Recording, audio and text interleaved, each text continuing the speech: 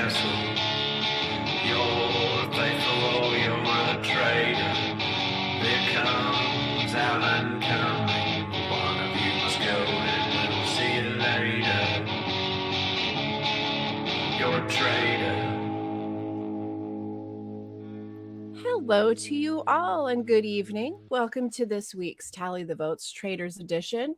We are here in the tally turret to cover it all, and with me is a woman who is truly a work of art. Hi, Christy. Oh my gosh. Hi, Jamie. How are you? That was so Well, nice. you know, it's been a week, and I think that there's a few things that we can cover tonight. So we're going to get to it here in just a sec. Yeah. Just a few things.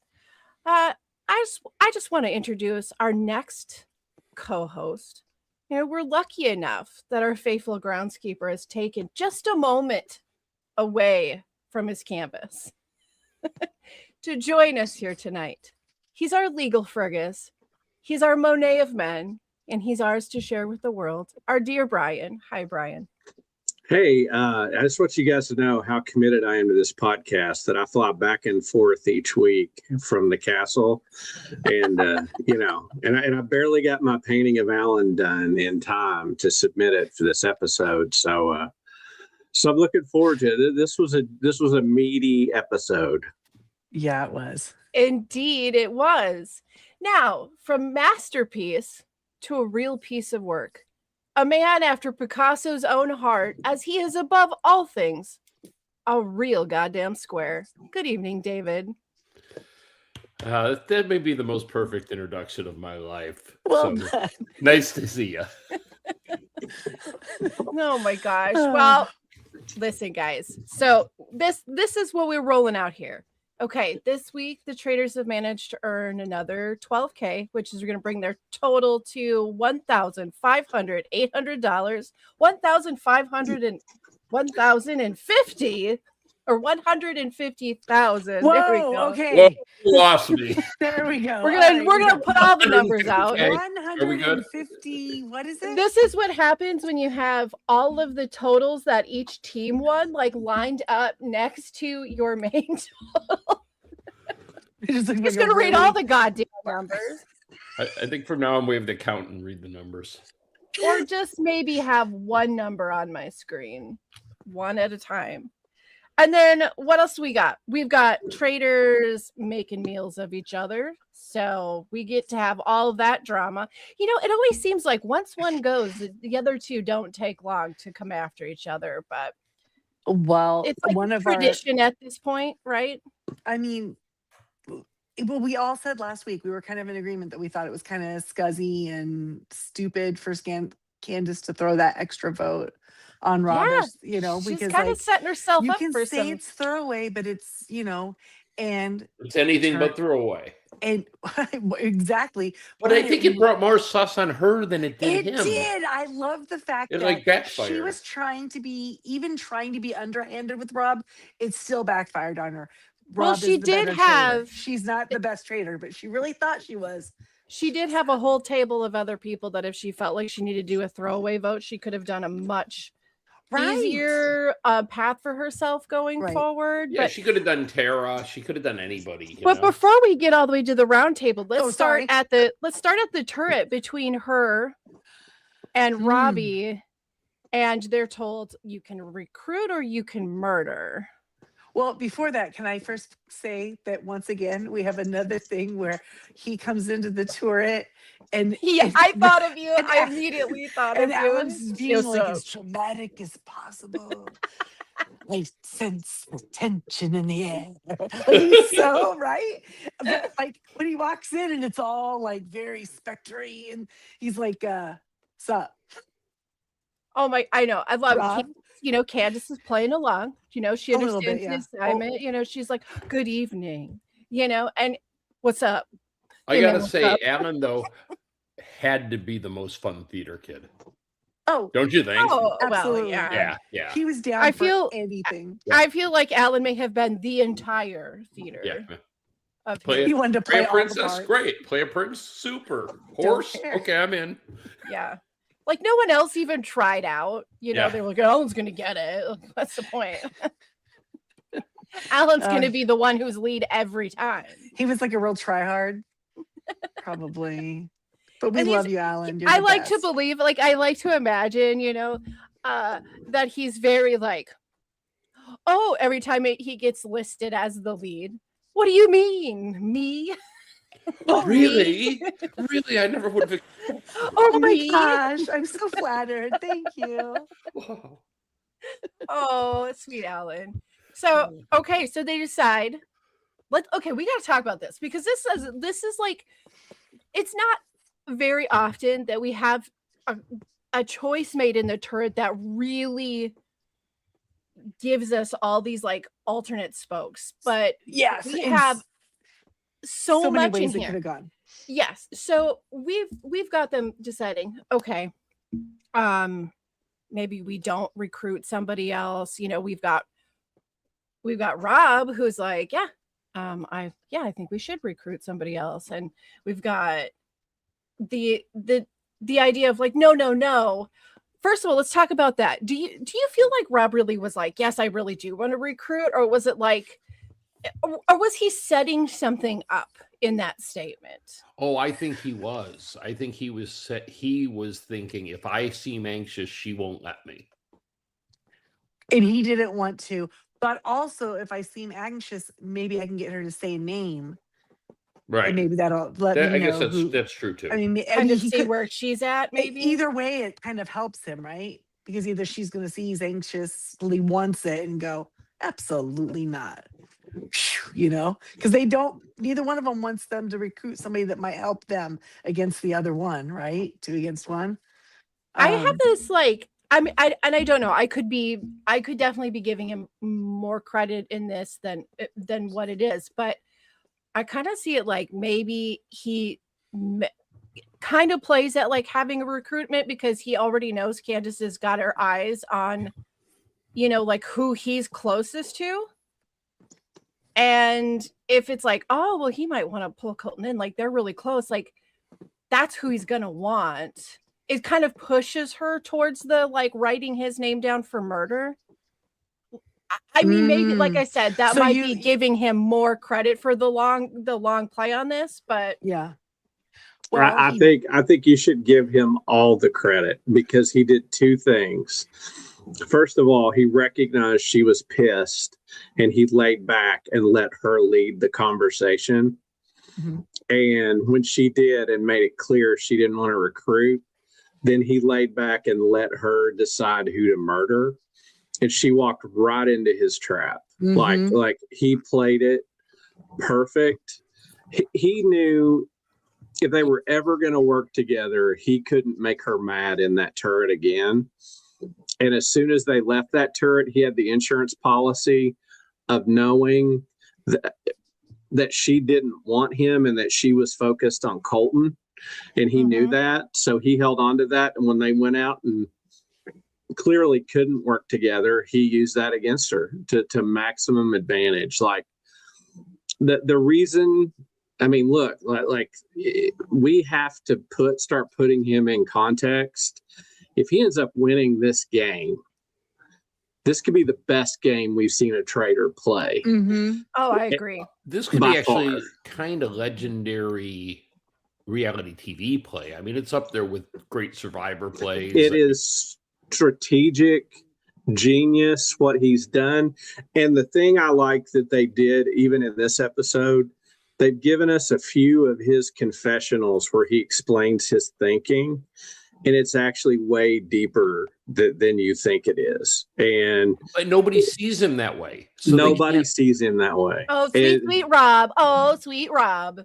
Listen, no grown ass man who's covered in snake tattoos and walks around in shirtless overalls is sweet anything. And I love how nobody suspects him. Like, oh no, it couldn't be. Like he's got these 2 random votes thrown on him, and the traitor who got thrown out was clearly pissed at him. Right. It would seem like at least one person would be going, But He must be it.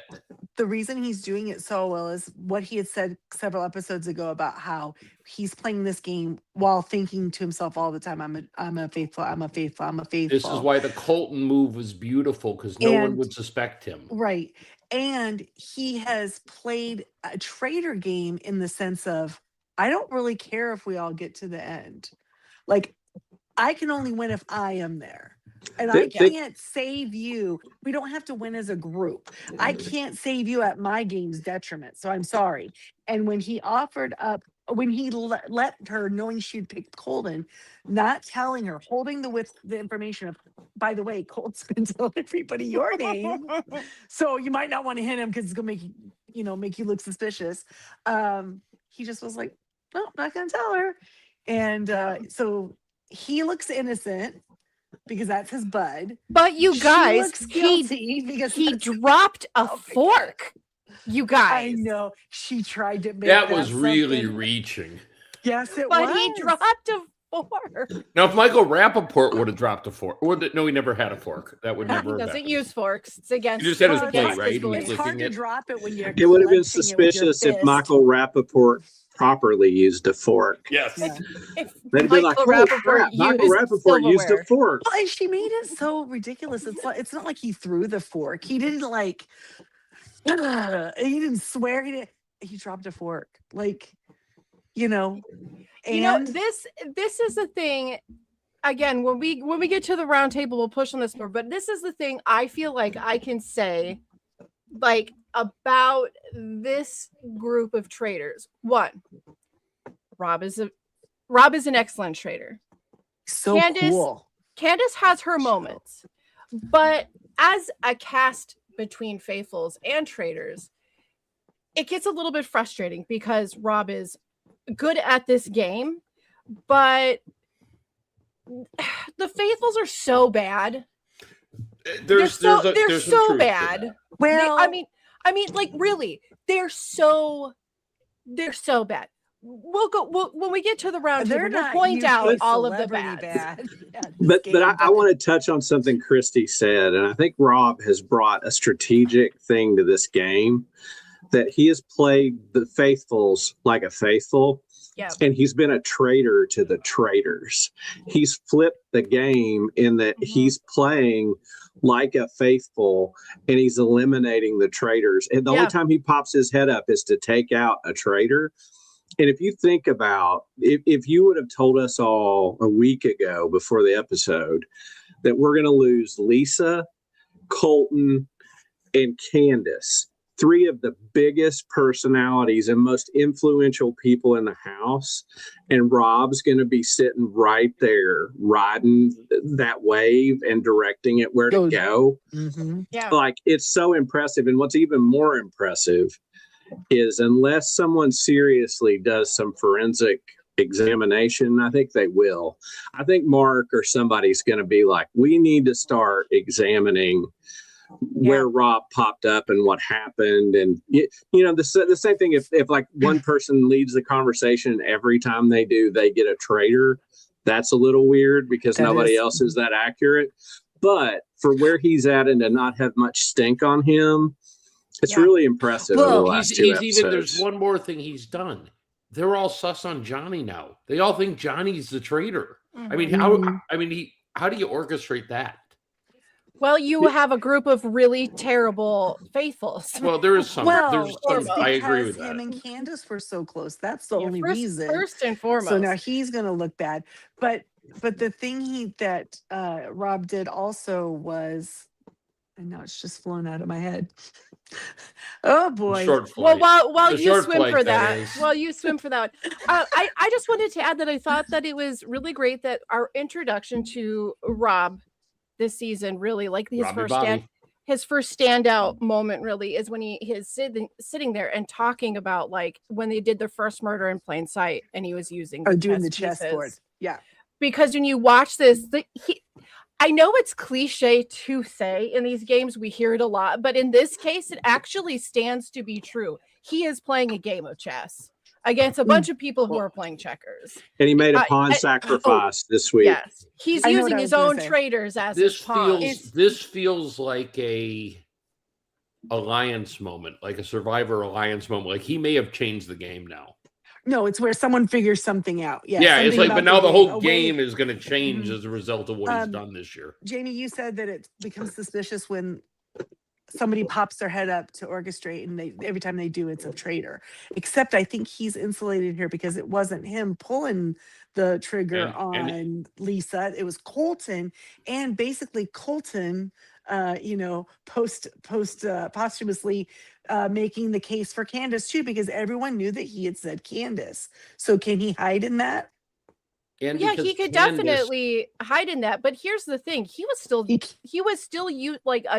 was still a huge gamble because Colton had said Candace's name, but he was saying Steven's name a lot.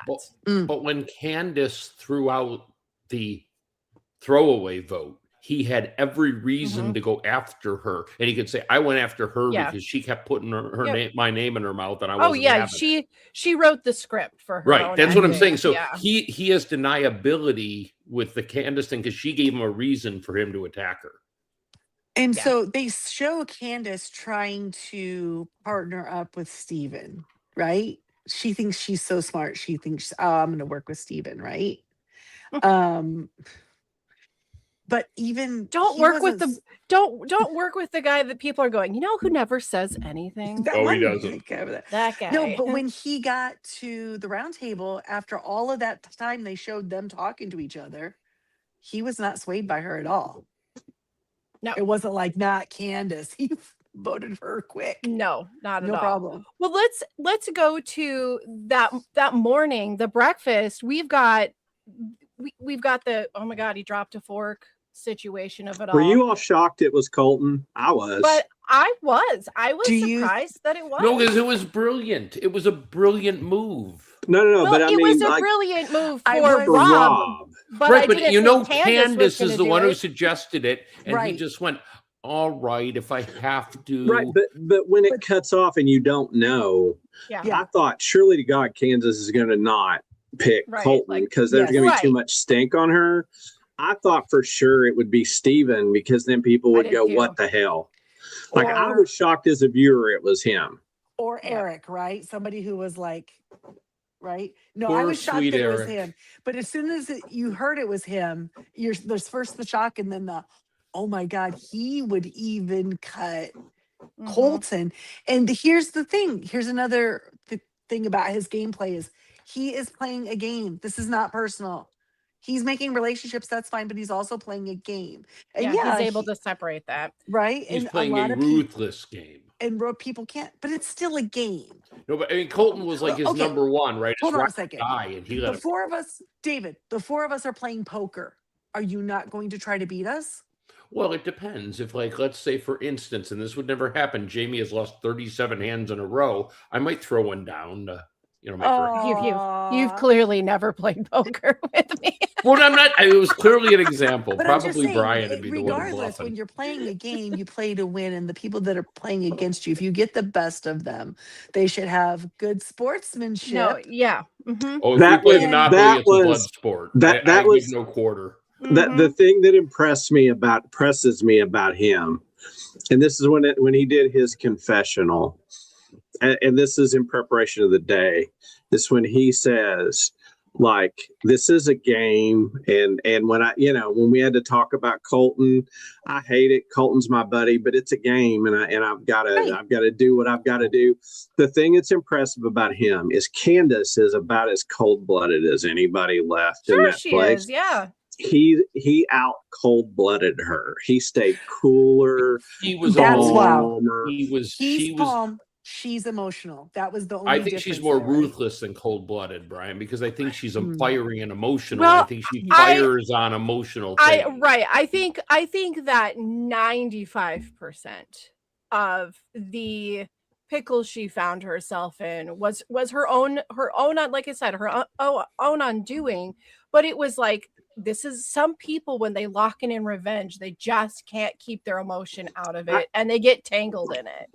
Well, we'll get there. We'll get there later. I think the reason she was so mad, though, was because I think prior to him voting Lisa, I think she thought she was the head traitor. that she was making decisions. She clearly was. Right, but that's what she. Well, she did call for a conga, you guys. So right, so when the conga leader is a leader, in the rule, unless you're Gloria Stefan, you cannot call for everyone to do the conga. You just can't. But when she is bested by Rob, I think it hurts her pride, and I think that's what gets her so angry. Oh yeah, that would sting. That would sting so very bad. Yeah, she thought she was playing, and she was trying to play it back on him, and she couldn't even get one vote on him. No, And something that we see time and time again, especially in game like Survivor, it's just a theme we see all the time is. You don't want to be the one person that's not in on the plan. Even if it doesn't even if it's not your name going into that urn, you do not want to be the person who didn't know that it was going to happen. And that's where she was. Mm-hmm. She had her alliance and she was left out of the decision and she didn't know what the plan was. But not only that, if we rewind to the beginning of this game, there are these factions of people. And by and large, most people in the game were afraid of the housewives as a collective. Mm-hmm. And the housewives have eaten on their reputation for a while. Mm-hmm. And that's kept some of the, like say like a Tara or somebody, they'd be terrified to speak out against Lisa or to speak out against Candace. And this is a guy that low key took out like the two biggest housewives in consecutive weeks, lied to their faces, said, yeah, like this is what we're going to do, and walked in and cut their throats and voted for Lisa. How does it feel to be the killer of housewives? Yes, I mean when Alan calls attention. I mean that was awesome. Come on, that would have been like the proudest moment of my life if Alan said. Would it be your voicemail? Like it would be. You would. It would be the rest of my life. Yes. I mean, forget his desert cowboy. It's you, Yam. He should get the shirt for the reunion or something that says that he's the killer of housewives. He can have it. He can replace it with the weird one that he wears now that I don't understand the inside joke. I don't know the first word, but it's desert cowboy. But Jamie, like bad desert cowboy. I was going to put it there as my screen name and forgot. Jamie, I don't want to short something, so I'd like to talk about it if you guys are okay, because we can come back to this. But I would like to talk about what I thought in the middle of a couple of great episodes. What I thought was a really fun challenge this week. Yes, thank you. Yes, it was fun. Really, what a creative, no play on the fact that it is art, but okay. Yeah, what a creative. You know what I like about this itself. Challenge is that regardless of which side would have gotten put on for this challenge, if I was in it, I would not have needed my inhaler. So I like this challenge. Okay? Amen to this.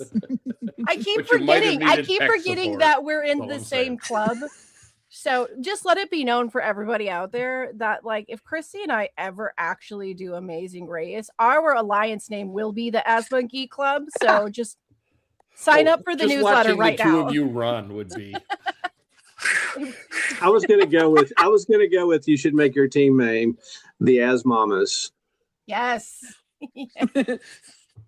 There you go.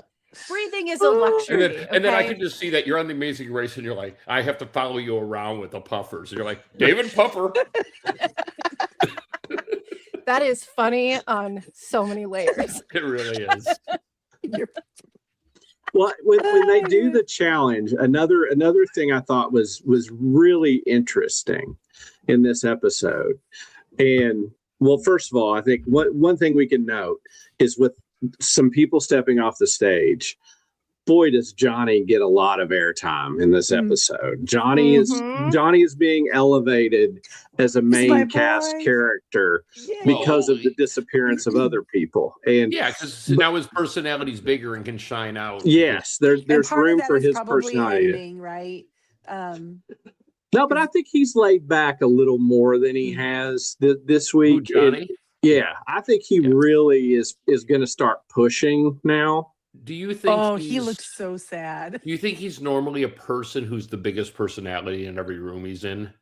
And then because of Alan and because of Colton and Candace, either that or he's the Robin to the big Batman biggest personality. I was just going to say he is a professional figure skater. So check mark He's also a podcaster. Check mark. And he does the actual like sports commentating Yes. first for like Yes, of course. ice He's used to skating, figure people, skating championships and stuff. Him and Tara are both do that. but he's Sarah being Moulton really. right now. But I think part of this is, as we've talked about, Johnny is playing low key. I'm sorry, but it's not even like an accident. He is playing low key because he has an interesting aspect to what he's in compared to everybody else. He has got somebody that he is current day close to outside of the castle, not somebody who worked with him years ago. Which is a huge advantage. This is his coworker. Like, what if they podcast together? But for both of them, I thought about this today when I was watching, because now they're getting some screen time. What if one of them was a traitor? Would the other one completely trust them, or how would they handle that, you think? I don't know. That's why I was kind of hoping that the choice for a recruitment might be different, but just for that aspect of it. Same. Also because there's stink on him now. And I thought, like, you throw him another traitor, they get him out, they might think they're done. They're going to get real lazy with it, is what's going to happen. Well, no, but if they had Johnny, they might go, that's it. We can get him all. We're done. We don't even have to try anymore. We're so good now. Yeah. Well, I think it's an interesting situation he's in between him and Tara, because and it's funny because it doesn't seem like anybody else gets that they're still like, that they are like really close current day. Yeah. Oh, they're not just, they knew each other once. They like not? They tried to act when they showed up there. Oh yeah, I know her. But like, yeah, I mean, Johnny's talked about it multiple times. Like we like when they do the hug, it's always when no one else is looking. Right. They kind of act like, oh yeah, we've skated together. But they don't take away their devices for this show, do they? I don't know. Yeah, they can't communicate once they go back to the hotel. Oh, really? They do. Yeah, they're sequestered at the hotel. So they can't like use the internet to look up history on the other player or anything.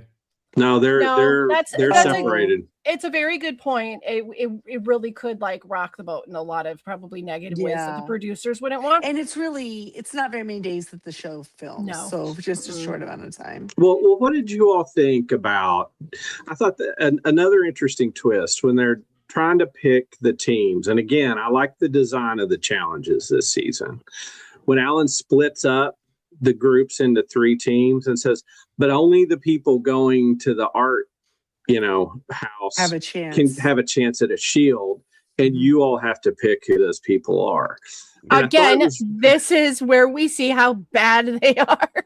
Well, but I thought it was interesting to me that Eric is the one that says, let's not nominate ourselves. Let's nominate someone else.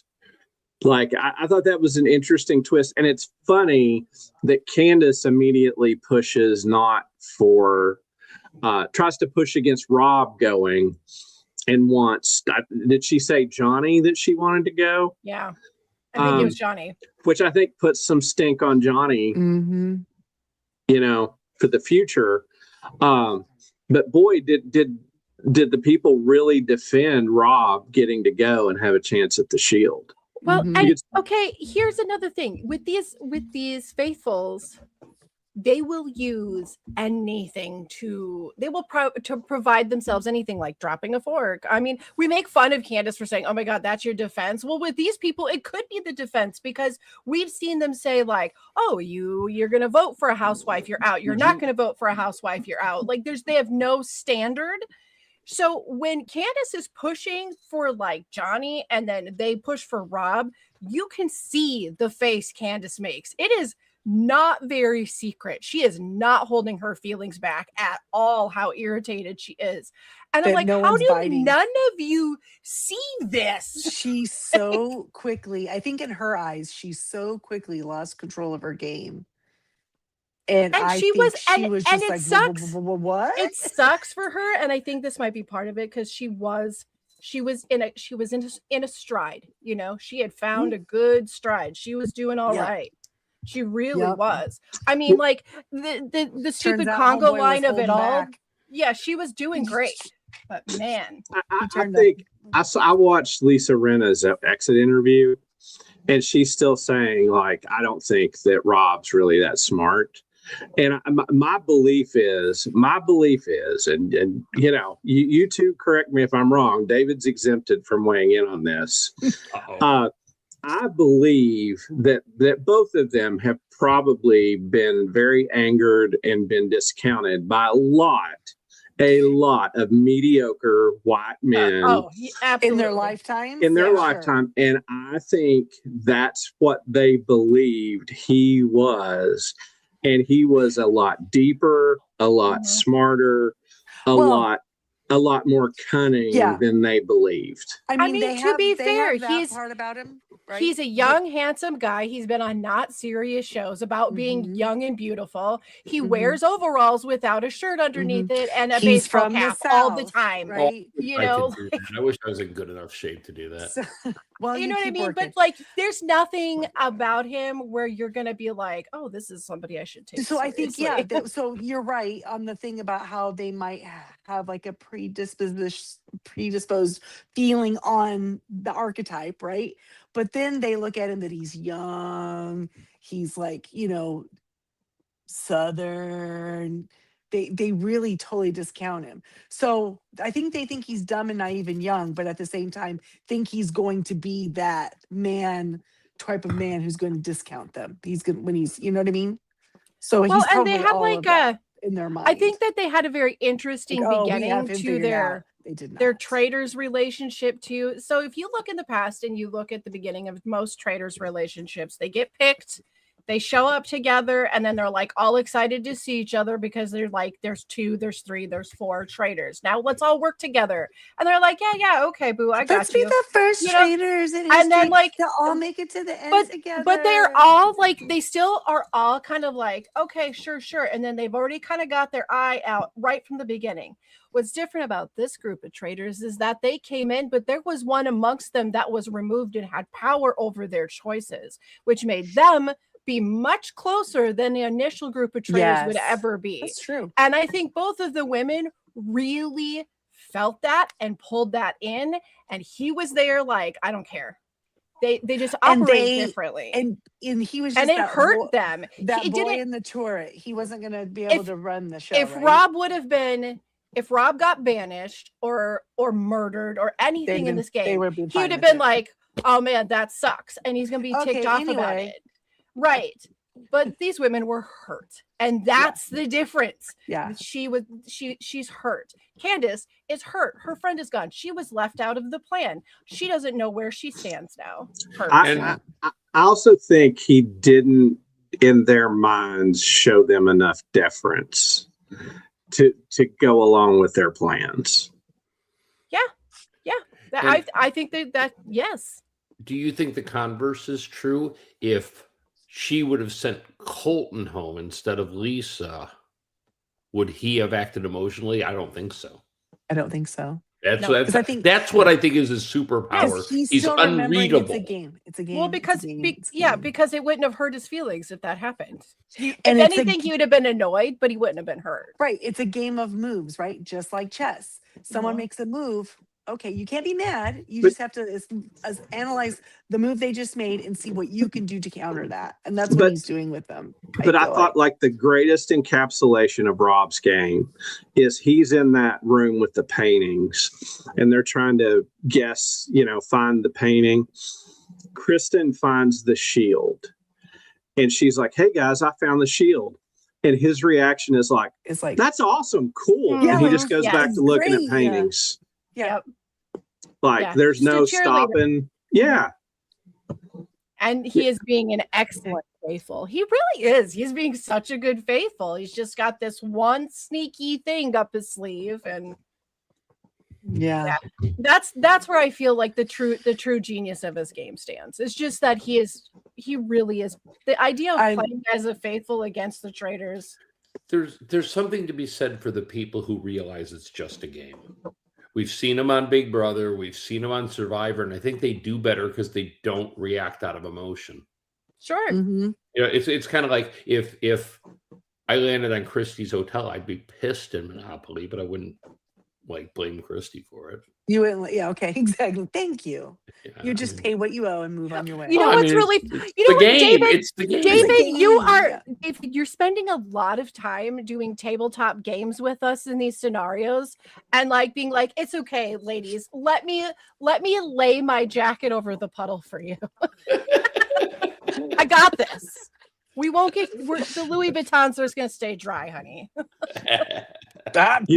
He's wearing those, I think. 'Cause you No, and I he is know are with both, his golden shorts. Yes, we both have our sneakers on. He's over there with, yeah, exactly. No, those shorts retired in sometime in the 80s, maybe the 90s. I forget. Again, others can be had. Well, I'm just saying. while we all dream about retirement for just a couple of seconds, I would very much appreciate if our viewers could do us a solid and hit like and subscribe while we take a 5-second commercial break.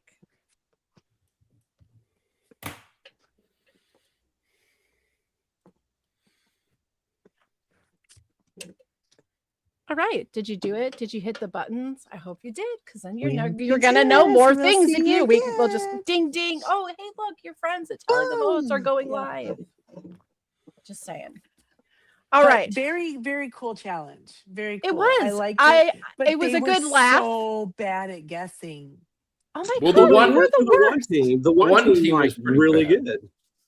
Right. Yes. But I thought the ones that weren't guessed were also very obvious. No. Yeah, I thought so. I mean, but again, that's the Poor we Eric, get he to ate see. grass, and I don't know, Fergus, if you guys have natural or artificial chemicals on that lawn, Oh, but you knew put Fergus it is using in the his natural mouth. manure.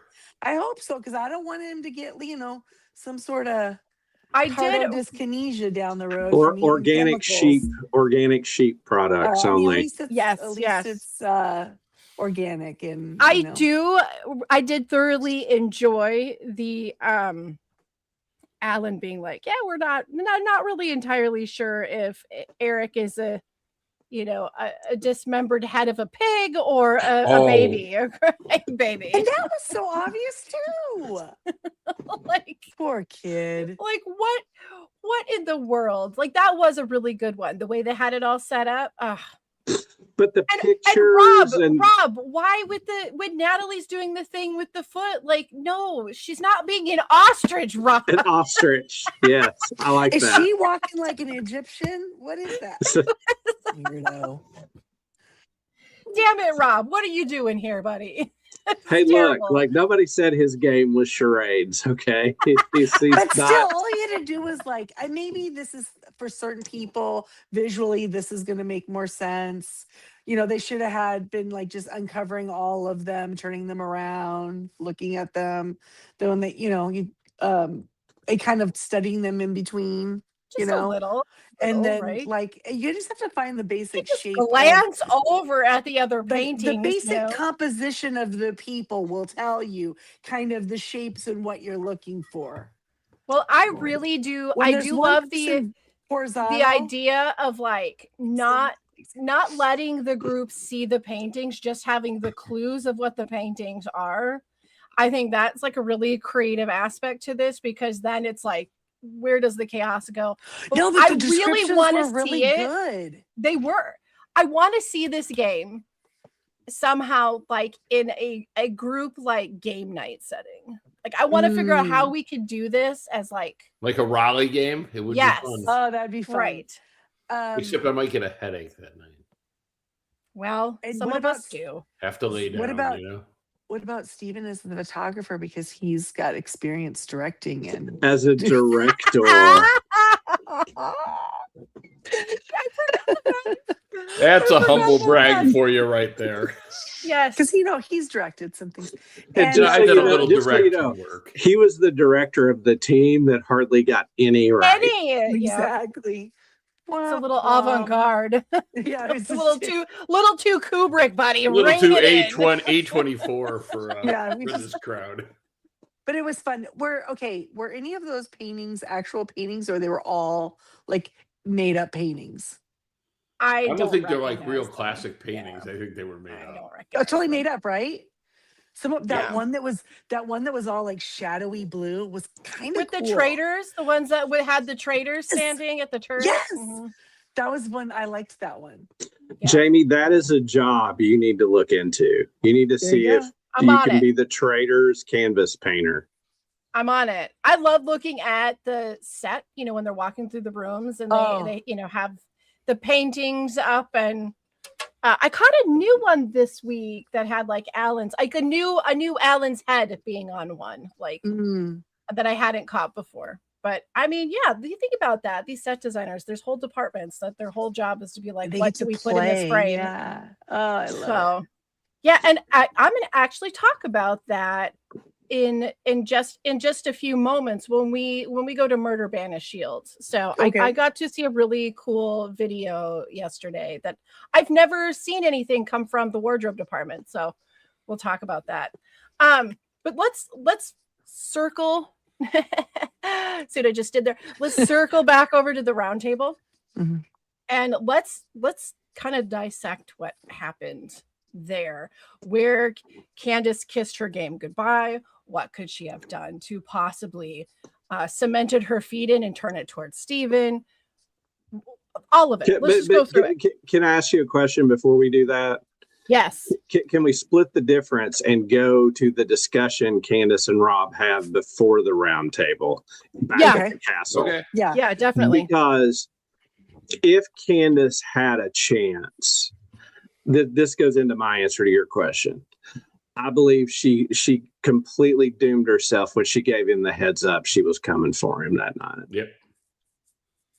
I agree.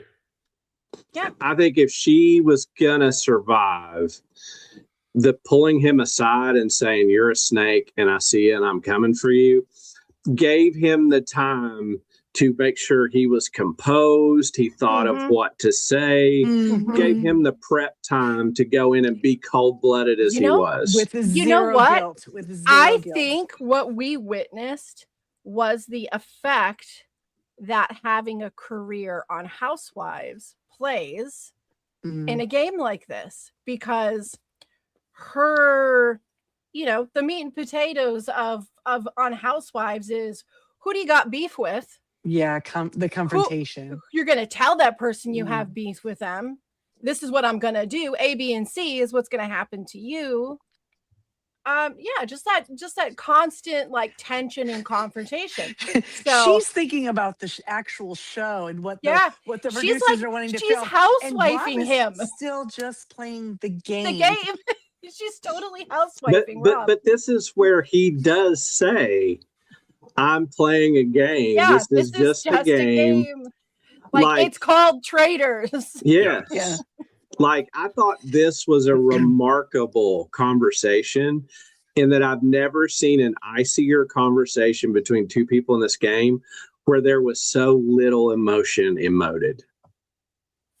Yeah. There was like a lot of, okay. Because they knew, I mean, even if either one of them had wanted to get loud, they couldn't, because it would draw too much attention to themselves. I don't think he gets loud. I don't think so either, but I'm given the benefit of the doubt that either one of them could have gotten loud. But in this situation, no, because the second one of them gets loud, everyone in the house is like, gonna pay attention to it. Well, they already asked Steven to go, which I think I was thinking about that. First, isn't it interesting, because it's her and Steven, and who was the other person that was it? Dorinda, who walked over there and they said, "We just have a minute." Yeah, and they walked away and they were like, "That's suspicious." Well, because right before that, they had already said, "Who do we think it? Like, who are the people that we are overlooking?" And Dorinda was like, Candace, right? And then was it Dorinda that they asked to be excused and be able to have a moment together? It was Steven. Well, no. I mean, before that, and it was Steven and her were in there first. And her. Oh, yeah. And then Rob and Dorinda walk in. Rob sits down eating. But before they go in there, they clock that they're in there talking. They're like, "Yep, they're in there talking." And she's like, "Oh, if that's all we needed to know, like that's suspicious." Yeah, because they had just been saying those two are two of the names, right? That they had said maybe, because they had Steven, said that was when they went, Rob? And they were like, no, I don't believe it would be Rob. So that was how they got to But it Candace wasn't and that Steven. interesting? And they're happen to be talking. And then Rob comes in, and then they make Steven leave, right? And then Dorinda's Steven leaves. And Lisa gave him all her gold. And like, But it just starts to line up in their heads. What I'm wondering is, she's in there worried about threatening Rob. Girl, you don't even know what's happening. It's rolling on you hard over in the other room. What I'm wondering is that you see two people initially talking. Third person comes in. They say, "Oh, hey, can you give us a moment?" Third person leaves, says that's suspicious. Rob walks in. Now the one person, Steven, is asked to leave. He leaves. And he's like, okay. Like, does anybody see that? Because if we're going to feel like just one person asking for a moment to speak with somebody is suspicious, do you not see this? Like again, well, maybe if if it was suspicious, perhaps what happens at the round table makes that suspicious. Oh, that was the prelude to the round table. But I think it's only suspicious because they've already set in their head, we need a new person. Oh, I think maybe Steven. Now we're just going to look for every single thing that just confirms our biased opinion. I think, but not Rob. Rob can do the same thing. He can do the same thing everybody else does, but no, not Rob. Man, it's going to burn their ass so bad at the end when he's like, and I'm a traitor. You don't get any money. I think the reason I asked that is I thought this set up interesting because Rob gets the heads up from her she's coming. But by focusing on him, she misses that the tide has already turned against her. And she's wasting time telling him, I'm coming for you. And everybody else is marshaling against her. Well, because again, I don't think she realized the tectonic shift that Lisa left her in a very bad position, and she just didn't recognize it. And she's too busy trying to whip up votes for Rob, right? And telling Rob that she's how many did she get? How many votes did she get, Christy? Because I forget. Was it not 0? It was 0. Except her Rob own. Got, you mean? Except her own. Oh, yeah. Well, and it's and like they said, this. I mean, this she couldn't sway Johnny, for God's sakes. This was the repeated thing. Is like, why would you say this is a throwaway vote and then put all of your eggs in that basket at the next round? The next table? One is like that's girl. If you would have just left it, if she would have just left it, she could have went one more round table and then got him. She just wanted to telegraph for them to get Rob. That's all she was trying to do. She lost. Well, I thought it was a brushback pitch against Rob for what he did for the vote against Lisa. Oh, sure. Yes, that's what that was. I don't think initially she thought it was going to do what it did. But let me ask you all this. This is the question I had. Okay, let's put ourselves in Candace's headspace. All right. If I'm Candace. Hold on, I need to put on cuter boots. Okay. Okay. or some sort of print jacket. Yeah. Lipstick. If I'm Candace, I have in my mind, I have two people that I use to get off of me. One, she's just like, they've completely let Natalie off the hook. Yes. Natalie's still out there that had a lot of heat on her. And because she's so mad, she lets Natalie off the hook. And she doesn't try to put the spotlight on anyone else. Had she put some heat on Natalie, the way Natalie went at Tara at this round table, Natalie might have caught some strays. And, I thought go for Natalie. That's one. Or Candace could play into the like, hey, people are looking at Steven. Like, I think it's better in my mind, instead of defending herself because people liked her, she defended her past vote instead of like trying to get people to look at a new vote. And I mean, if I'm her, I would have went for Natalie. I mean, she right, but she could only see her anger at Robbie Bobby. I agree, totally. Right, and I don't think she was able to take that next level in her thought process because she got in her own. I think there's a little something too to being like, if you feel like you have to get somebody back for something, right? In this case, her friend is taken out, a traitor's gone, she was left out of the circle, the whole thing. you feel like you have got to get some sort of revenge, or you have to get your place back over the top of this other person. I think in a lot of people, and I'm saying this because I could see myself being in this position where you get like almost panicked. Like I have to move fast because like I have to do it now. I can't wait until next week. Like I don't have some people just don't have that fortitude to just breathe and stay calm and like ride that wave. Well, they are going to like panic swim away, but that's because I think she ends up drowning herself. The whole game. Right. She felt so relaxed the whole game. She didn't have to panic at any point until she was so shocked and blindsided with Lisa going home. You know what I mean? And yeah, and it is interesting because usually when the heat starts to come down on one trader, it's almost customary at this point that the other two traders have to talk about it, right? Like there's a lot of heat on Lisa. There might be a time where we're going to have to make the cut just to save our own skin. Yeah, I don't want that to happen. Me neither. Hopefully we never have to. And then that's the end of the conversation. But the reason that I think that didn't happen, the reason I think that didn't happen is because those conversations were being told to Rob and Rob didn't go and tell Candace and Lisa.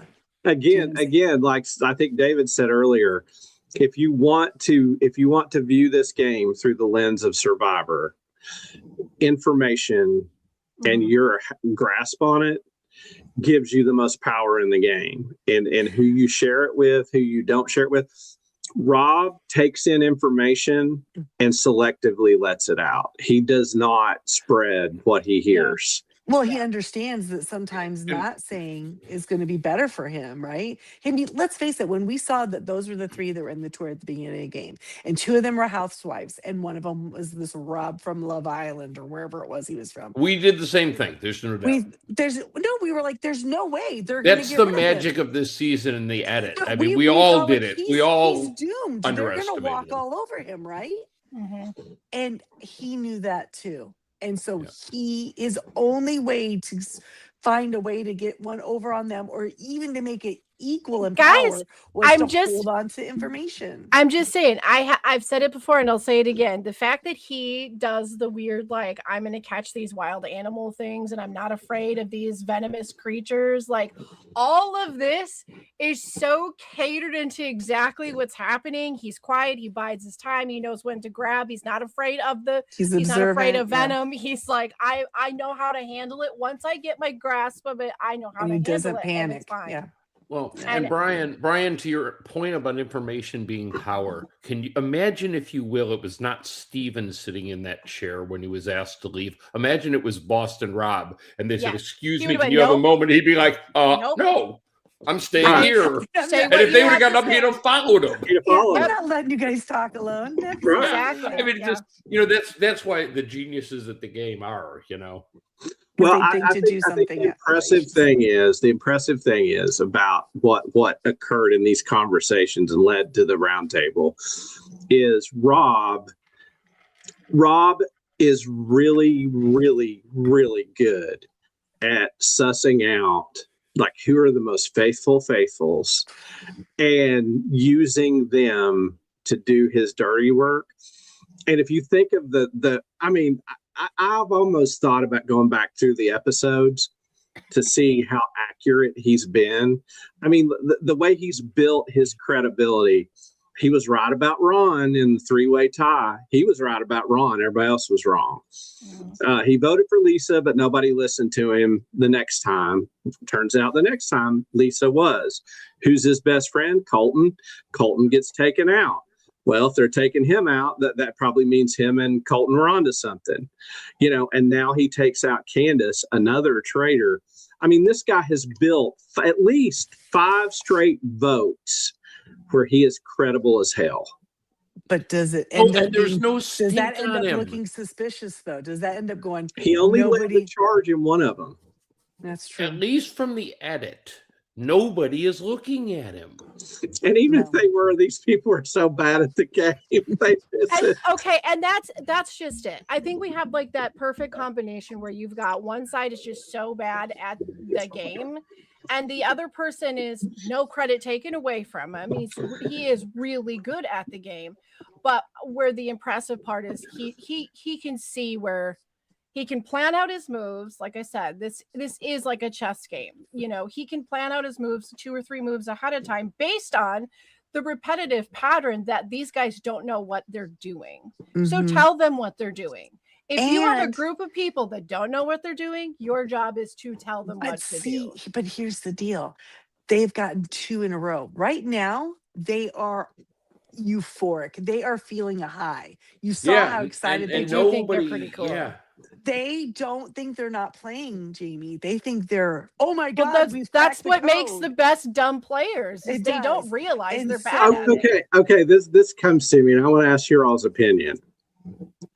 Am I crazy to say that Rob, as a faithful, if you look at him as a faithful, and they are looking at him, that this group views him in the same esteem and regard as Dylan was regarded 100%, by the faithful? 100%. Yes. Very similar archetype, right? I thought he has played such a duplicitous game of playing as a faithful that I think he's ascended as a faithful. He's considered like Dylan. His name is Rob, and he's actually playing a pretty good game. And he may be playing the best game by the time it's over. Oh, I agree. I am rooting for him 1,000%. Is it odd to say this starts to feel like a Mount Rushmore of this show? No performance. Not at all. I can't believe this season has come to this as horribly as it started. As much as we all were kind of mad at the first 2 episodes. All of that chaos allowed him to kind of chill and watch and hover, and so.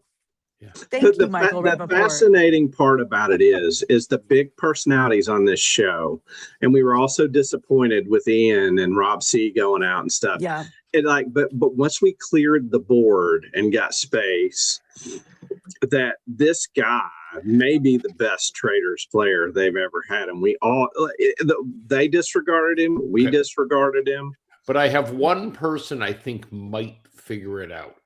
In my mind, who wants to guess who it is? Oh, it's Mark. Okay, he thinks it's Mark. Anyone else want to hazard a guess? Natalie. Nope. If it's not Mark, because here's my thought. Here's my thought. I think Eric's figured it out. There's one person that is like his ride or die, and if he does something weird, and she's not his ride or die. Yeah. But again, not the person I have in mind. If he starts acting sus, Moira is the one that'll call him out, because of all the faithful, she's had the best instincts. Yeah, but here's the person I think ultimately picks up on him. I think it's Johnny, because Johnny today, when they started really thinking Candace, he's like. You saw his eyes lit up. He's like, I got played. And that's why he voted for her. Oh, he figured it out. Yeah, he knew he was right. So now if he puts together that do you think he'll see what I think he sees more than people give him credit, because he's kind of that big personality, that big flamboyant personality. And somebody has to see it. I mean, point blank, we can tease him for being bad, but like it would be exceptionally bad at this point to not.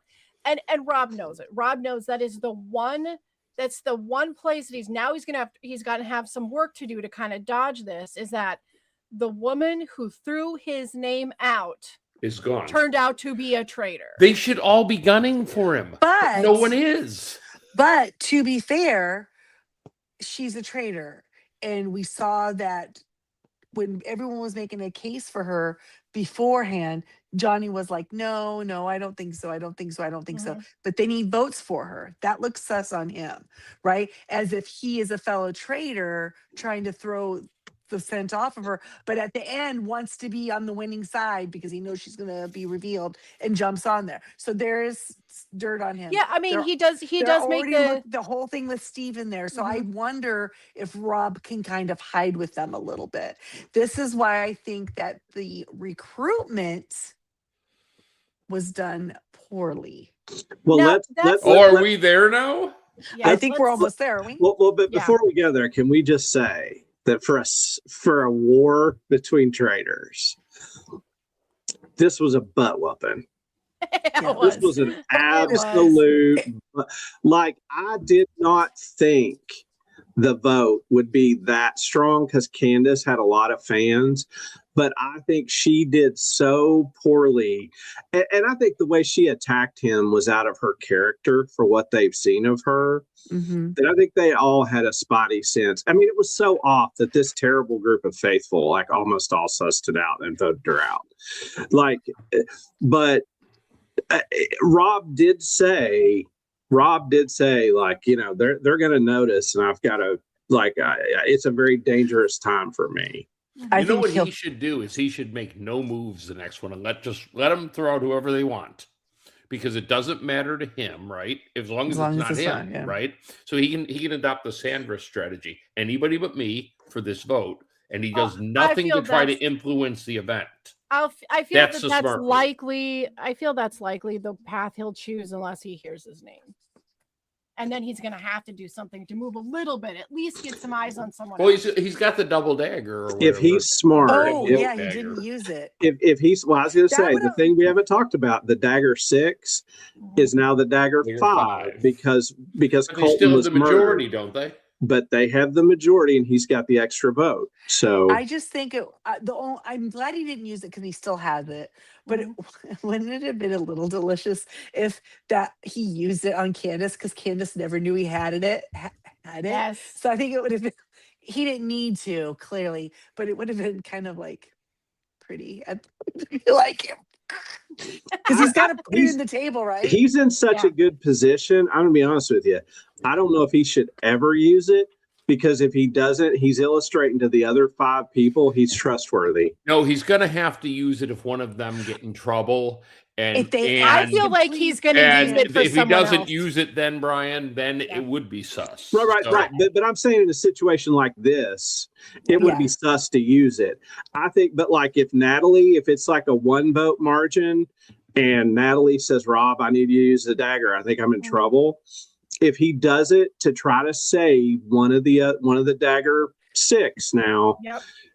He could more really faithful, push himself being a faithful, like, over the top. I agree.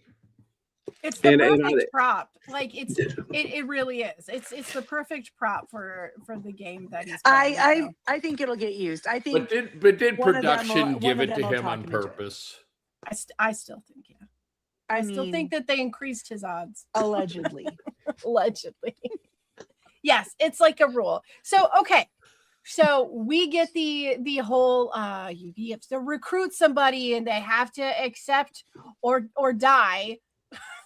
So like, who's gonna be like, oh, sorry, you know what's been really fun, but I just can't possibly be a traitor. I'm gonna go. Now, do you think that when he is able to recruit, do you think production pushes or tries to sway that in any way? Not him. I don't think they could. I don't think they really need to. I think that there's always a possibility if they have someone who's just kind of meh out there. I think Alan, from the way he called him a housewife killer, I think Alan is tickled to death with how he's playing. And he's Alan, a boy? I think Alan knows he's got a hit on his hands, right? Yeah. He's got a legend of the game. Yes. So, maybe more legendary if somebody busts him out on the last move. Somebody please, who, I mean, unless we're all in agreement here, but like, can somebody who's not in agreement with me please explain why this adorable young man who swore up and down he heard Tiffany's voice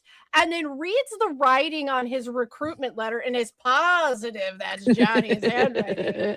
Like, why apparently is this, Rob must have pretty handwriting. Why is this genius the guy you're going to pick to be a traitor? Are you just setting him up for the slaughter? Is that? I'm sorry. I want to go out. I want to go on record as saying it's a freaking genius pick. It's not just a good pick. It's an incredible. Okay, well, all right. Why? And I'm prepared to defend Eric? that. Good. I want you to. Why Eric over Johnny? Okay, Eric. Okay, because Johnny. Everyone is sus on Johnny right now. Right. So Johnny's probably going to go home next week, and you basically have to make that decision again next week. If you take Eric, who is the nicest, sweetest person on the show, who doesn't say much, there's no suspect on him at all. Unless Eric is he not starts going to acting buck different. him. No matter what he does, Eric. I don't think that Eric is going to be able to lie. I don't think. Yeah, I don't think Eric has the chops that's to be like stiff well, upper lip. do Maybe you not. put it past Rob to say, Eric, just don't worry about it. Turn around and I'll just Sure. do but it, that and then you doesn't won't mean have to that lie. Eric's not going to be like weird. Some people Now, just are weird, I when they are think- stressed. I think that's another evolution of the game that you could do that would allow a traitor to go out and spend a whole day acting like a faithful with Because he has no idea who it really He is. can genuinely act surprised. He can genuinely come to breakfast and be surprised about who it would be. But I think it's a good move for this reason. Like, Eric has caught 0 votes. He's not even in anybody's mouth. If Eric goes out and self-combusts, that's not going to be on Rob. That's going to be on Eric. And out of nowhere, if Eric starts talking about Rob being sus, people are going to be like, "Where's this coming from?" And if I'm Rob, I've got in my pocket. Remember when he was like talking about Tiffany's laugh, and it wasn't Tiffany? Yeah. He was a liar. Yeah.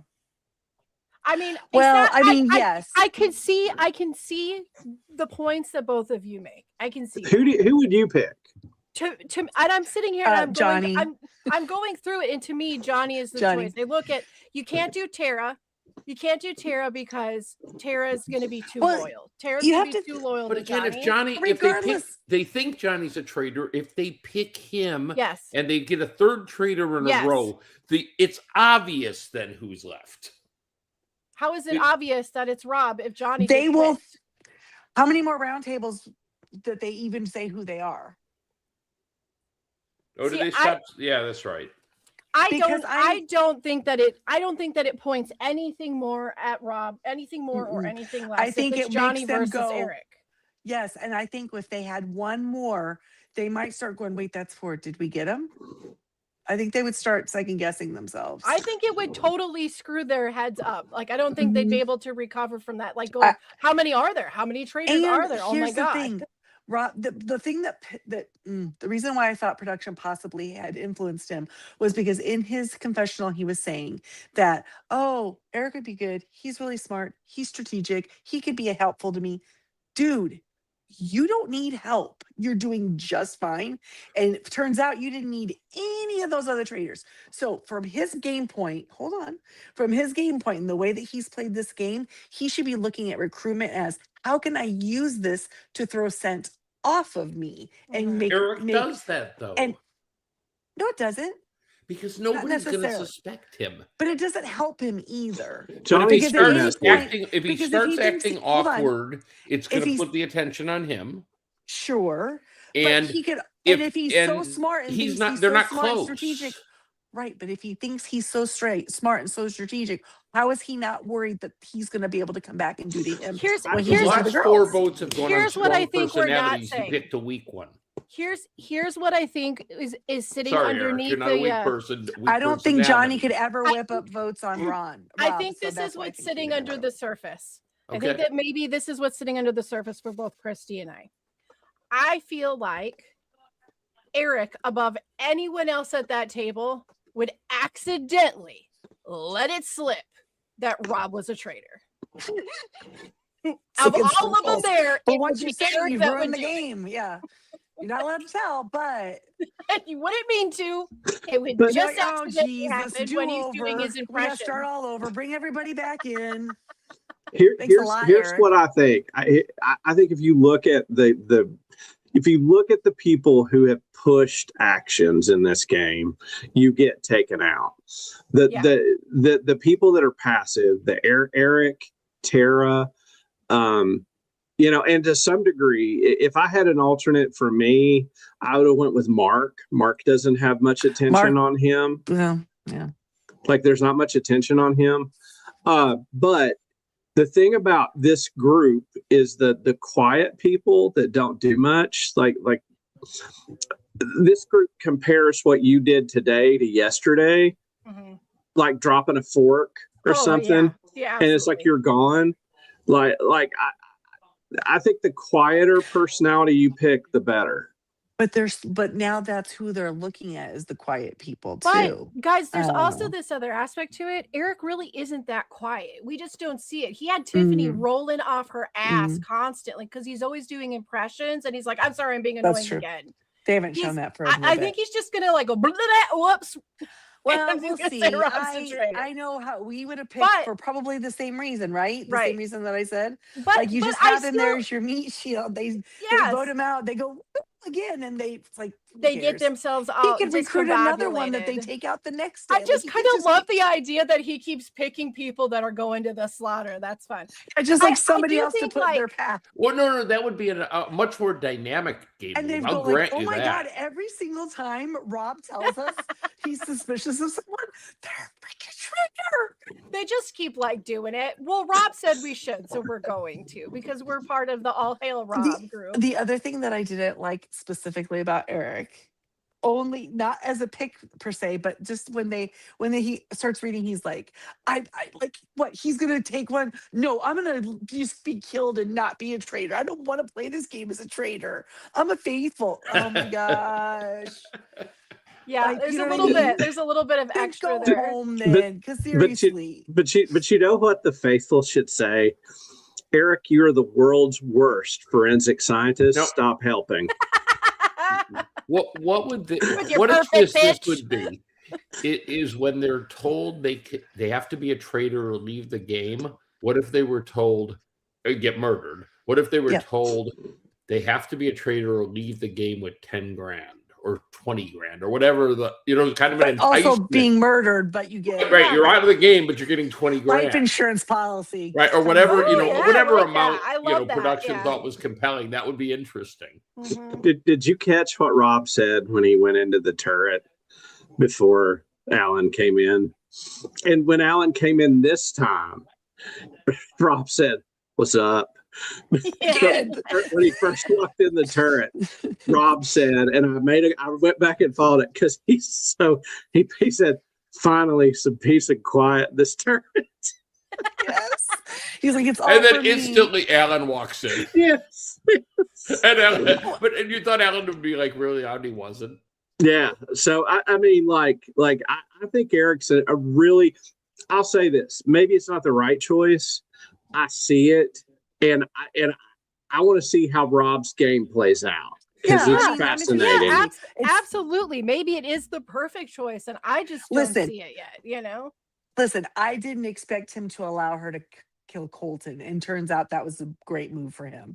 And I thought, like, ooh, when you have someone on your side, it's hard to let them go, but he let it. So that was a good choice. And I feel like anybody else out there, if he wanted somebody that was going to be with him for at least 2 round tables, you didn't want to just immediately get rid of somebody, then I can see where we maybe use somebody like Eric, because I'm looking at everybody else and it's like Tara's a no because she's too loyal to Johnny. Dorinda's a no because the 2 housewives are gone already. She would instantly go after him on behalf of the housewives. They're looking at guys. They're like, yes, they are. Yep, they are looking females have gone. They're looking for a male, have to get another guy in the turret so that. But I kind of wonder, takes it off of you, right? I think Mark would be a good choice for him. I mean, as far as loyalty goes, someone who will work with him. I mean, Mark is a dancer, so he's used to supporting his partner, right? Like he's loyal to one person. Supportive. And he's a super fan of Traitors, which means he might just have the I'm so excited about this that you and I are gonna do this, he might have that thing, but could you imagine? I feel like Mark might how be he would react if he got the letter. He walked in that room and said, Eric, he would have Eric saw the letter on the chair and was like, he flopped, man. He literally did the Mark teenager "you're gonna make me clean my room" flop. Like it was ridiculous. Mark would be happy. He would have done like a. You're right. Eric was literally like, "Oh man, I got us." A traitor. Oh, sorry, I have breaking news. It's an urgent time. I just wanted, on behalf of the Tally the Votes group, to wish a very happy birthday to our own Dylan Efron. It's his birthday. It's his birthday. Oh, well, of course, according to Boston Rob, it is. So. His name is Dylan. He's having a pretty good day. And I'm just right. telling you, boy, things are It's just a good going place to go fishing up, for up, likes. up for him, right? He's golden this year. That's who he is. He's golden. Yeah. Well, Jamie, let's settle this, and then we can do our feedback if you want, because I've got some, and I think you've got some. I think we got feedback this week. So, who would you have recruited? I don't know. I try to play with it in my head a little bit. Like, what's the best option here? I think that Johnny would have been who I recruited, but I like would a do good it knowing. mood, but... Yeah, I would do it knowing that I was gonna have to instantly probably have to grab another traitor right behind it. But if I didn't even say anything, that's the thing. He doesn't have to feed them. It's Johnny. They're already doing that for him. Right. He can lay back. So Johnny's going to go next week, so it's better to play a longer game and bring someone on. Maybe. I would know that I would lose Johnny. Loose lips have sink to pick ships, and someone else. he's not saying. He's not slipping. But the right? positive He's not to turning on this himself. So the traitors evict Johnny, or I'm sorry, the faithful evict Johnny. Who does he send home? The positive of this is if they banish Johnny and they say, "Oh my God, yeah, it's a traitor. We got another traitor." Now the door opens. Female, male doesn't matter again. We don't have to just focus in on the males as being the most obvious person you need to pick, because they're looking for males. You need to get that off of you. Now you can have male or female. That opens the doors a little bit for you. Now that Johnny is gone, who's the next best person that's totally not like It's Tara. It's Tara. That's who your next traitor is. Yeah, that's right. I guess that's right. Because then people go, "There's no way Johnny was a traitor. There's no way there was a recruitment last night, and there's no way he didn't recruit Tara." But he's not gonna evict Tara. He's gonna evict somebody in his 5, so that he can be mad about it when he's a faithful or pretending to be a faithful. I feel like Johnny opens a few doors. Either he stays and the heat's on him and not on you, or and because I feel like Johnny might be the one who's most likely to go, "Wait a minute, what about Rob? He's not going to do that." I said that earlier. Yes, exactly. But if he's your traitor, he likely won't do that. And when there's no murder, they're going to know there was a recruitment, right? So if it turns out to be Johnny, they're murdering.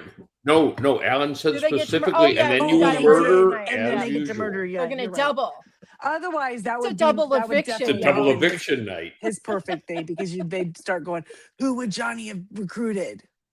Yeah, I feel like Johnny would have been the choice. I thought, but I don't know. For Rob to hide a little bit. So now the faithfuls have to be thinking: were there 4 and now there's 2, or were there 3 and now they're recruiting? They won't know because there isn't a gap day. They don't know anything, David. That's the important thing for you to know. They sent home 3 in this game. They know nothing. You know nothing, Jon Snow, faithful. But there's going to be a murder, and based on games past, that doesn't happen on the night of a recruitment. So right. So they will not know somebody's been recruited. Which is so another reason why it should have been Johnny. Yep. So I had another funny thought: is imagine a season of Traitors where instead of 3 traitors, you have 10. So they almost always get a traitor. Half of the cast is a traitor. And then they keep thinking they're so smart. Why are we still playing? Is there still traitors left? I don't know. Every time we vote someone, they're a traitor. I feel like the mental wouldn't it be awesome? would be really challenging. One faithful and 19 traitors. I am Traitorcus. No, I am Traitorcus. Oh gosh. Well, guys, I think that we need to get into some feedback, but before we do that, because we are running long tonight, which is fine. It happens once in a while. Before we do that, I'm going to just have us pause again for another 5 seconds. Feel free to like and subscribe if you forgot to do that the last time. And we'll see you in 5 seconds.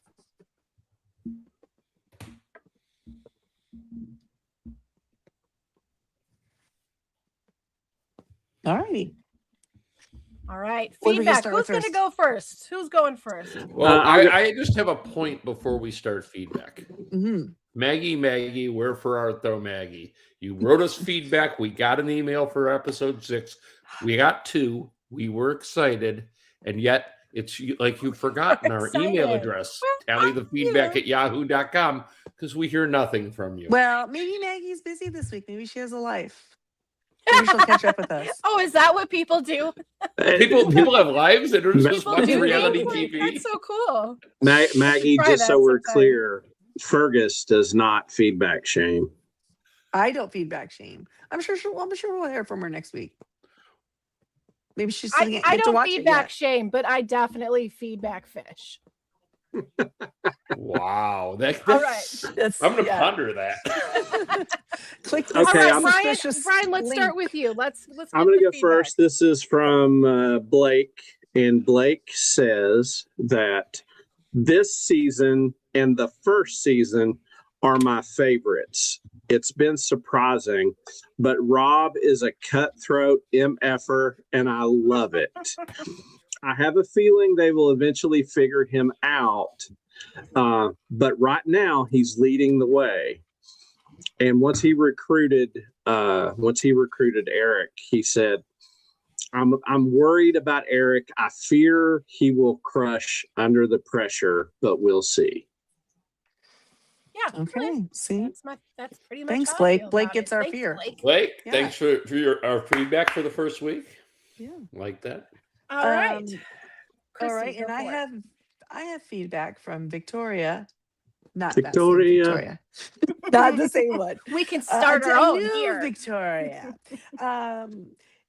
She says, Traitors. First off, I think Stephen or Mark would have been a really good choice for traitor recruitment. And yeah, I think either of them probably would have been fine, right? Again, a male to help if one of them goes, there's that male traitor, right? And I don't know. I feel like Mark might have been a good choice just because I understand he wants someone smart, but he's been doing so good. Why would you want someone that might figure out to take you out? You I'm might just be saying. a little bit too close to the Maybe. yeah, the love of the game, right? It did just occur to me when you said that if you wanted somebody undetectable for like this week and next, you select a female, because they are only looking at men right now. They are. So he if you doesn't wanted wanna to choose protect the them, who's he going to have wants to- no dirt on him for a couple But of he weeks. doesn't want to protect them. He wants to protect himself. Well, but here's I I agree hope with so. that, but here's an interesting twist. Just to I'm curious if Rob knew that Dorinda cued in on Lisa giving Steven the gold. Mm-hmm. Like that might have tipped him to choose Steven, because that's a tie to Lisa, to the traitors, that you know, if he gets in trouble, he can. But Dorinda said focus it on at the Steven. round table. She did, but had he talked to her to have time to plan it, I think it. Like he wasn't able to sense how that played with everybody else. You see what I'm saying? You No, know that makes what though? sense. Totally fair. I'm recognizing though that these terrible faithfuls have literally every male sitting at that table. They have all given up something about one of those people that he could use as the telltale heart of the entire thing. He's got a And couple put on people there. that could be Because they just throw their blame everywhere over every little weird thing. Sorry, Christy. I didn't mean to derail your feedback. No, that's fine. Victoria continues. Second off, I don't think Eric's a good choice because he would get too flustered and too nice to lie. And we're a little bit worried if he can pull it off. Yes. And third off, Eric is so cute thinking that it was Johnny because of the handwriting. World's worst forensic scientist. He's really great. Yeah. It was really great. Yeah. So keep singing, baby. Glad we're not the crazy ones. See, people agree with us. Well, I got to say on number 2, she's wrong. Eric was a brilliant choice. Well, she agrees with me and Jamie. So stay tuned next week where Eric looks right. at a sandwich eaten by the traitor and identifies the bite mark as another faithful. but now he does it correctly. Oh my god. Oh my god. David, do you have any feedback on your end, David? There was some Facebook feedback, I think. Well, I've got that pulled up here. All right. we have some feedback from our friend Dennis. He says, I feel silly because I didn't realize until today that when I saw Traitors promo on Peacock with Alan Lipinski and Weird, that they're only on this particular season to promote the Winter Olympics. They've both been pretty neutral so far. Do you think the other players were prohibited from banishing or murdering either one of them until the games got underway? Oh. Wow, a conspiracy theory by Dennis. Imagine that. Color me surprised. You know what? It's gonna depend on how it turns out for both of them in this game. If they both make it to the end and Rob beats him because he's still a traitor and they're both there, then I think that was just, I don't think production was saving them. It was just. Well, they're definitely there to help promote the Olympics for all those obvious reasons. But they surprisingly haven't talked about the Olympics at all. I thought they would be prompted to do so. Like to mention it. Maybe that comes once the Olympics start, which is at what, like 7:00 it starts? It would happen like while we're doing this, I think. Yeah. Oh yeah, it was the opening ceremonies were going on before. Right. You know what? I'm not gonna lie. I am probably going to check out the figure skating to see if they're commentating. Because I think it'd be fun. I'm going to check out the figure skating because I watched the figure skating. I mean, some of us are real fans. There's that. Well, yes. I mean, I'll watch it if it's on, if I remember. But I think this will give me the motivation to make sure I watch for it to be on. I think it's really important that Johnny do well so that we can have more figure skating people come on to the Traitors. Like, could you imagine like Scott Hamilton, like the second they get a traitor, he does a flip? He can't do a flip anymore. I bet you he can't do a flip anymore. I'm just going to say. But can we give Tara kudos for at least being self-aware and having twice had confessionals where she's just said, I suck at this game. I don't know what's happening. Okay. Emotional intelligence on Tara is off the charts. She knows just what she says. I wish she literally said it to Nat where she's like, I'm sorry I did that. Like that didn't make sense. But she's acknowledging it, right? Yes. So it's when the people say something that the other person knows. You're saying you're accusing me, but I'm a faithful. Why are you accusing me? And when they keep doubling down, you're just like, oh, no, I think I'm going to have to come after you, right? But here's Tara going, no, I shouldn't have done that. That was wrong. That was bad. That doesn't usually happen. You know what I mean? I'm so sorry. Okay, guys. Well, thank you, everybody, for the feedback. Very appreciated. Now, before we close all this out, we've got a quick little game of Murder Banish Shield. To play. Can I banish twice this week? Well, here's what's interesting. First of all, we have to make it clear. Is the turret cloak an outfit? I mean, like, is it in this game? Because we see it anytime he has to go there. It's the same one. Like, I say it is not an outfit, even though, like, for the whole show it is, but for any given week. Yeah, but for the sake of Murder Banish Shield. Do you think he should vary that? I think he could do like a ton of shit with all black that would be really cool. Yeah, come in there with like a leather cloak. Yeah, right. Change it up. Yeah, see? Like Alan, man, Alan, your fabulous game is slipping a bit. With a mohawk.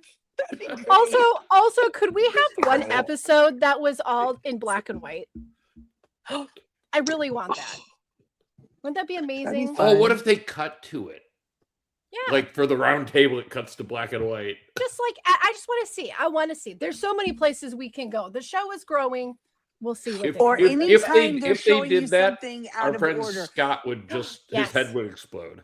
Or like a flashback, any flashback. Yeah, like they don't, the way they edit it, they don't do it in normal. And then they're like, oh, this thing you didn't see before, that's in black and white. Oh, that's I like it. Yeah.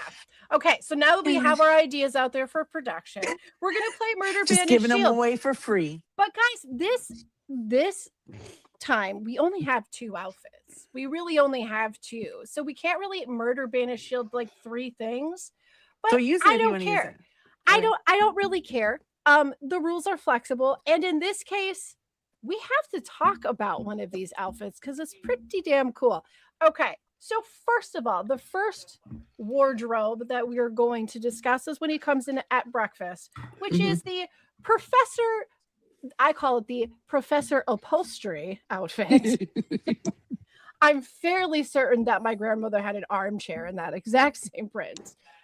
But head to toe suit, cool shoes, like with the like floral, right? It was yeah, floral like that upholstery, floral, yeah. the Like a floral tapestry, jacket. like a woven yes, brocade. I don't know. Yeah, so that's outfit one. So the fun thing about only having 2 outfits is Murder, Banish, Shield isn't so strict. So Okay. you don't So have to get rid of one if you like both. And you can present it that way. You can be this or that. So go ahead, because now you can just say the second one, and then we can Then the second outfit, this is what's so great about it. The second outfit is the first outfit, but it has been painted on. So if you look closely at it, the wardrobe department had taken that suit and they had gone in with paint and they painted over every detail in that first suit. So yeah.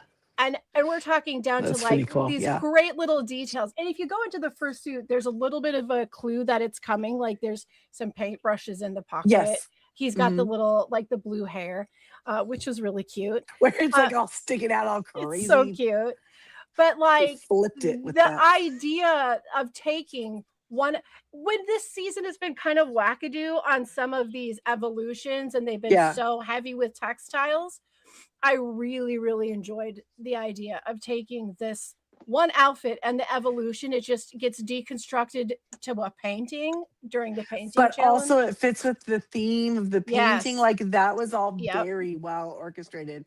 They pulled it off beautifully. I have to say I really liked the paint outfit with the paint on it better. Same. That's my murder, for sure. Yeah, murder for sure. And then his little hat and everything, is I mean, come on.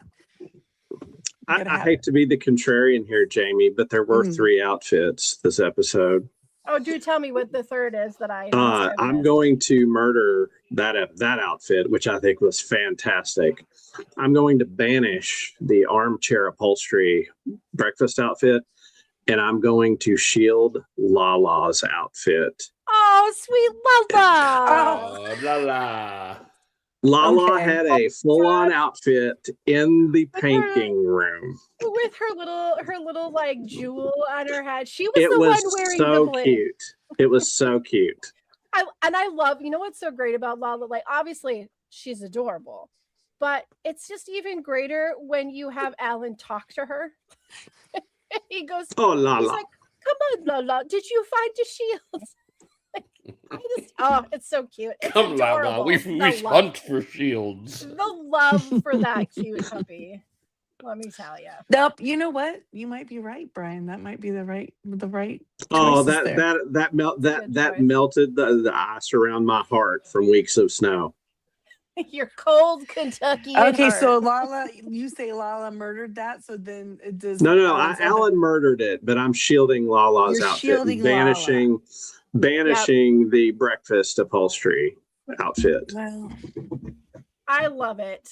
And they were all not everything was pretty good this week. There wasn't any of them that was like, "Ooh, what are you doing there?" They were. I'm going to be a contrary here because I banished them both.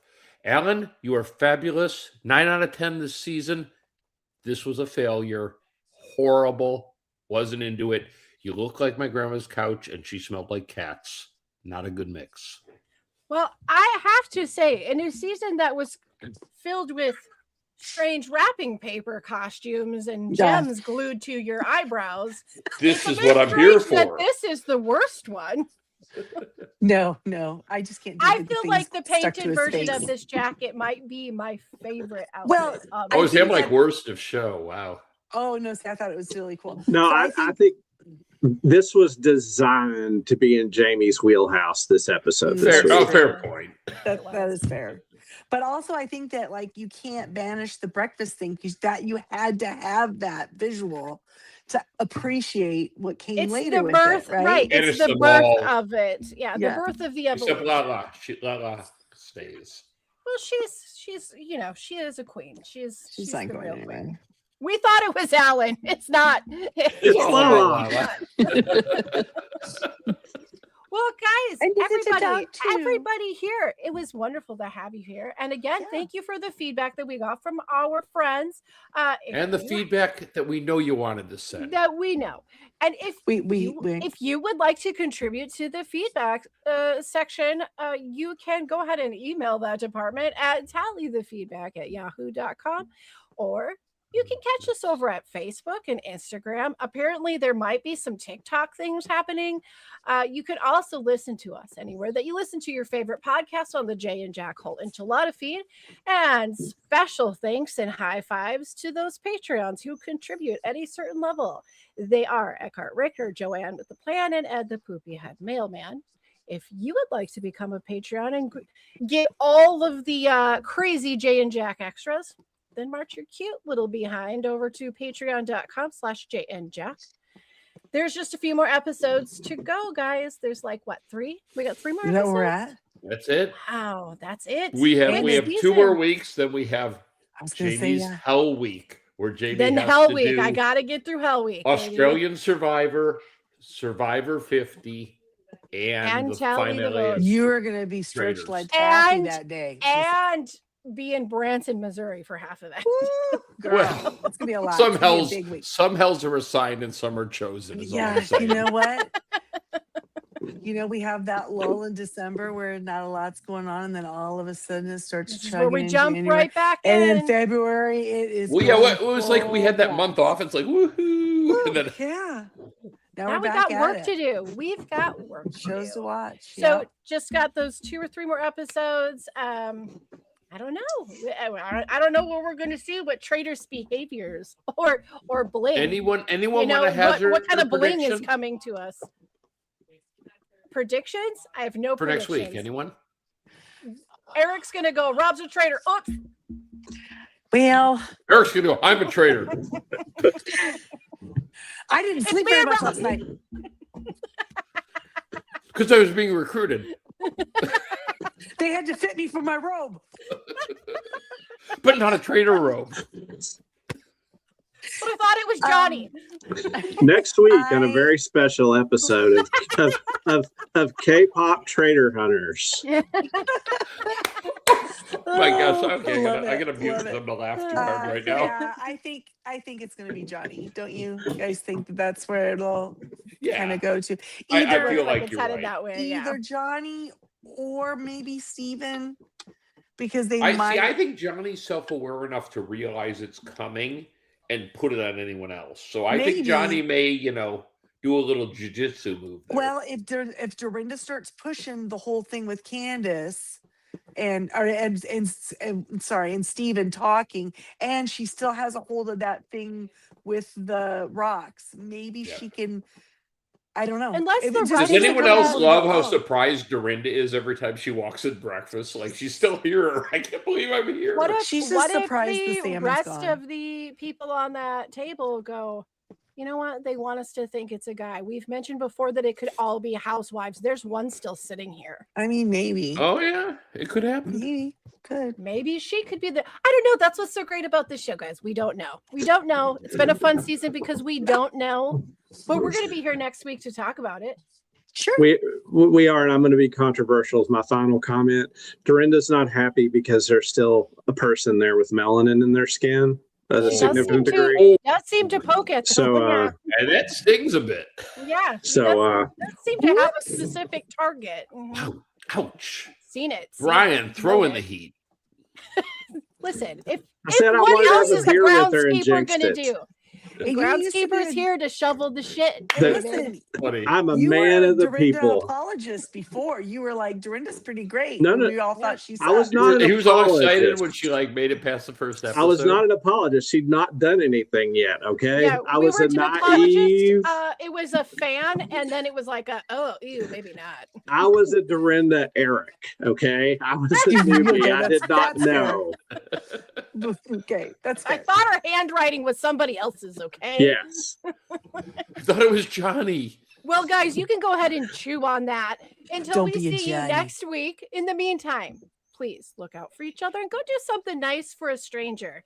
Good night. Love Good one night. another.